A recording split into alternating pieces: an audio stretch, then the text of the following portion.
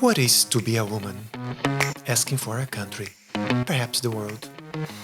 Hey there, gorgeous. Brace yourself, because today's episode is going to be one of those delightful controversies that sets comment sessions on fire and turn Thanksgiving dinners into a war zone. You know, the kind everyone loves to hate. Stay tuned.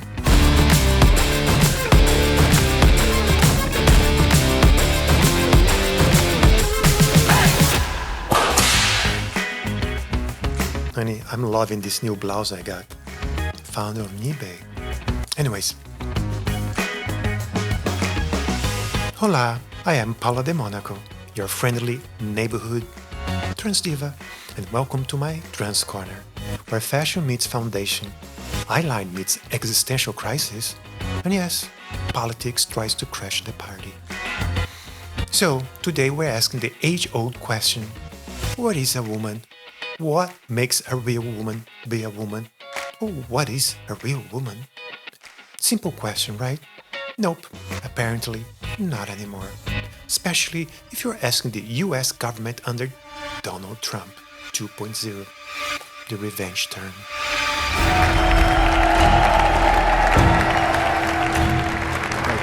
Thank you very much, everybody. Well, thank you very, very much. Let's rewind a bit, shall we? I came to the US from Brazil roughly 30 years ago, I think. Maybe a little more. I don't know. But I came here with dreams of education, freedom, and unlimited shoe sales. Anyways, it felt like things were moving forward. Progress, honey. Diversity. RuPaul on TV. Minority getting actual rights. I mean, things weren't perfect.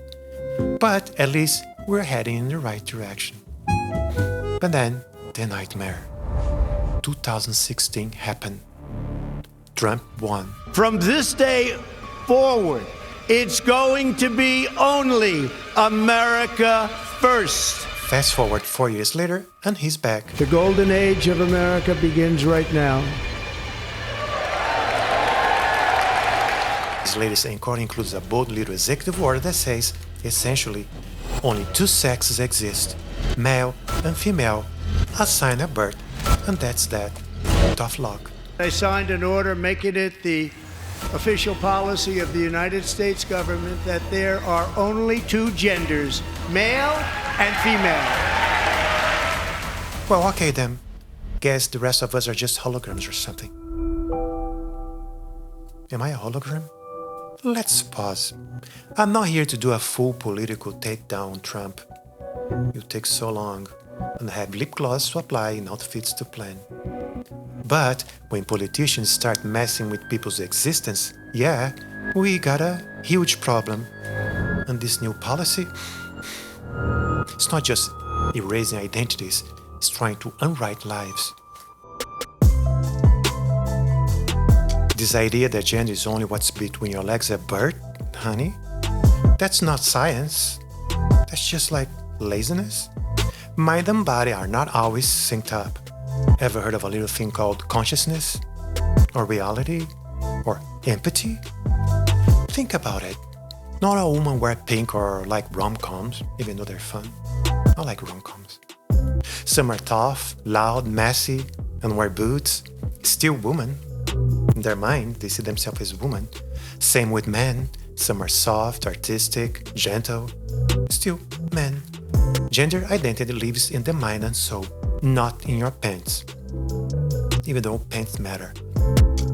Anyways, when someone's mind doesn't align with their body, boom, that's where trans people exist. It's not an idea or a trend. It's a lived reality. One that some people just can't seem to handle because it just doesn't fit inside their binary little box. I have nothing to do with Project 2025. That's out there. Now, flash forward to the first 60 days of his second term, and Donald Trump appears to pretty closely follow the blueprint of Project 2025.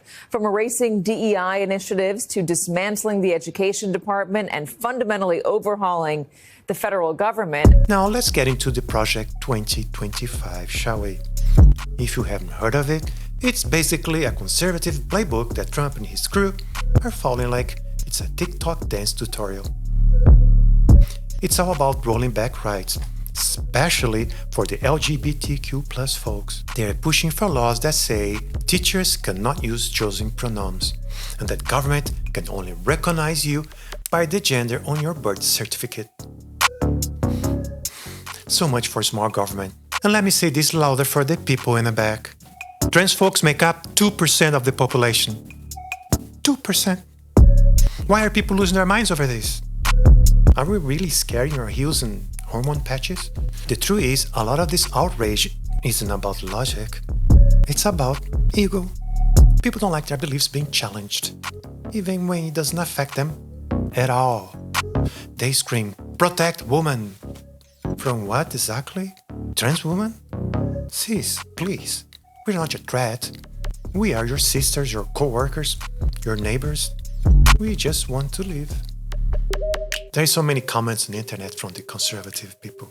They love to open their mouth and give their 2 cents. This is one of my favorite conservative comments I've seen out there. There are only 2 genders. Common sense. Period. Darling, common sense? Well, common sense once said that the earth was flat too. Look how that turned out. Well, some people have sense of humor. This one person said or asked on the internet, "What is a woman?" And the person got answered, "Something a man cannot live without." Iconic. Let's go with that, shall we? No serious country should be telling its children that they were born with the wrong gender, a concept that was never heard of. In all of human history, nobody's ever heard of this, what's happening today.